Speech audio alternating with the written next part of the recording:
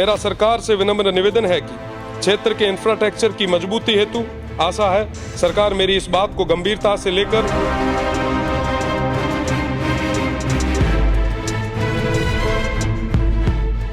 नमस्कार, मैं हूं आपके साथ राखी लांबा और आप देख रहे हैं न्यूज एक्सप्रेस। तो राजस्थान के सदन में निर्दलीय विधायक रविंद्र सिंह भाटी इन दिनों भजनलाल शर्मा के लिए एक बड़ी मुसीबत बनकर टूटे हैं, क्योंकि सदन में रविंद्र सिंह भाटी अपने क्षेत्र के ऐसे मुद्दे उठा रहे हैं जिन्हें लेकर भजनलाल शर्मा के चेहरे पर, उनके माथे पर चिंता की लकीर खिंची हुई है। भजनलाल शर्मा समझ नहीं पा रहे कि आखिर रविंद्र सिंह भाटी और उनके मुद्दों को कैसे दबाया जाए, लेकिन रविंद्र सिंह भाटी भी जानते हैं कि अपने क्षेत्र की उस जनता के लिए किस तरीके से काम करना है जिस जनता ने एक कीमती वोट देकर रविंद्र सिंह भाटी को विधायक बनाया। लोकसभा का चुनाव भी उन्होंने लड़ा था, लेकिन वो हार गए थे और इस हार के बाद भी रविंद्र सिंह भाटी लगातार बाड़मेर जैसलमेर के लोगों के लिए काम कर रहे हैं। सिर्फ शिव विधानसभा सीट ही नहीं, बल्कि वो पूरे बाड़मेर के लिए आवाज उठा रहे हैं, चाहे वो रिफाइनरी को लेकर हो या फिर वहां की शिक्षा व्यवस्था को लेकर हो, स्वास्थ्य व्यवस्था को लेकर हो। रविंद्र सिंह भाटी एक ऐसे नेता हैं जो इस बात को समझ चुके हैं कि अगर भजनलाल शर्मा की सरकार के कानों तक ये आवाज पहुंचानी है कि उनके क्षेत्र में अभी इन सुविधाओं की कमी है, तो उसके लिए सदन में एक बड़ा धमाका करना होगा।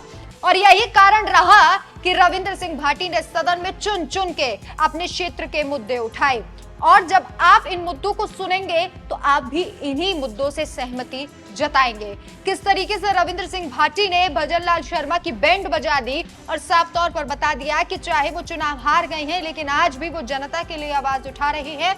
आप खुद सुनिए और इसी के साथ साथ हमें कमेंट करके भी बताइए कि रविंद्र सिंह भाटी का ये रूप आपको कैसा लगा। नमस्कार। नियम 295 के तहत विशेष उल्लेख पे आपने मुझे बोलने का मौका दिया। निवेदन है कि मैं जिस विधानसभा क्षेत्र का प्रतिनिधित्व करता हूं, वह क्षेत्र मूलभूत सुविधाएं तथा इंफ्रास्ट्रक्चर, रोजगार, बिजली, पानी, शिक्षा के क्षेत्र में मुख्य धारा से पिछड़ा हुआ है। वर्तमान समय में किसी भी क्षेत्र के विकास रूपी रथ को आंकने हेतु उसके इंफ्रास्ट्रक्चर का मजबूत होना जरूरी है। पाकिस्तान की सीमा पर 55 डिग्री तापमान में भी अपने हौसलों की बदौलत राष्ट्र प्रथम सुवाक्य को अमली जामा पहनाते मेरे क्षेत्र के बासिंदे आज़ादी के 77 साल बाद भी सड़क, पानी, बिजली, शिक्षा, रोजगार, संचार, परिवहन इत्यादि क्षेत्रों में सरकारी सुविधाओं से खुद को पिछड़ा महसूस कर रहे हैं। महोदय, वर्तमान में उस क्षेत्र में सोलर प्लांट लगाने हेतु कई नामी कंपनियां काम कर रही है, लेकिन उसका फायदा स्थानीय लोगों को न तो रोजगार के रूप में मिल पा रहा है, न ही उत्पादित बिजली का उपभोग करने के रूप में। आखिर क्या कसूर है उन बासिंदों का जो प्रकृति के प्रतिकूल थपेड़ों के साथ सरकारी उदासीनता के थपेड़े भी झेल रही है। कंपनियां लाभ कमा रही है, उसका CSR फंड भी उन स्थानीय लोगों को नहीं मिल रहा, जिनके चारागाह, खेत, स्वच्छ वायु भी इन कंपनियों ने छीन ली। वह सूर्य देवता के साथ लू व गर्मी में सहयोगी बन पड़ी। महोदय, ढाणियों में पानी को तरसती आंखों का पानी सूख रहा है। शिक्षा हेतु स्कूल नहीं है, कहीं है भी तो एक अध्यापक के भरोसे। शिक्षा और चिकित्सा की तो बात ही करना अपराध है। बिजली का आना तो त्योहार बन गया है। रोजगार के लिए दक्षिणी भारत को पलायन हो रहा है। सड़क व परिवहन के साधन का दीदार तो कभी कभी हो पाता है।